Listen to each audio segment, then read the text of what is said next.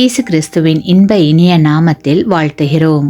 இன்றைய வேத வசனம், ஒருவருக்கொருவர் தயவாயும் மன உருக்கமாயும் இருந்து கிறிஸ்துவுக்குள் தேவன் உங்களுக்கு மன்னித்தது போல நீங்களும் ஒருவருக்கொருவர் மன்னியுங்கள். எபேசியர் 4:32. Today's Bible verse. And be kind to one another, tender-hearted, forgiving one another, even as God in Christ forgave you. Ephesians chapter 4 verse 32. தயவு, இரக்கம், மன உருக்கம் யாவும் கிறிஸ்துவின் குணலட்சணங்கள் ஆகும்.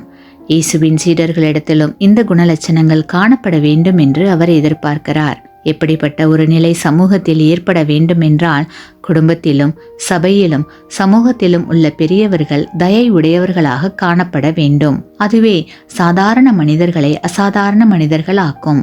இந்த தயவு மனிதர்களிடம் மட்டுமல்ல, உலகில் உள்ள எல்லா ஜீவராசிகளிடமும் காண்பிக்கப்பட வேண்டும். கிறிஸ்துவுக்குள் பிரியமான சகோதர சகோதரிகளே, இயேசு கிறிஸ்து நம்மேல் கொண்ட கருணை, மன உருக்கம் அளவிட முடியாதது. அவருடைய சீடர்களாகிய நாம் இவ்வுலகில் அதே கருணையோடும் மன உருக்கத்தோடும் வாழ்கிறோமா என்ற சிந்தனையோடு இந்த நாளை தேவ பலத்தோடு துவங்குவோமாக. ஆமேன்.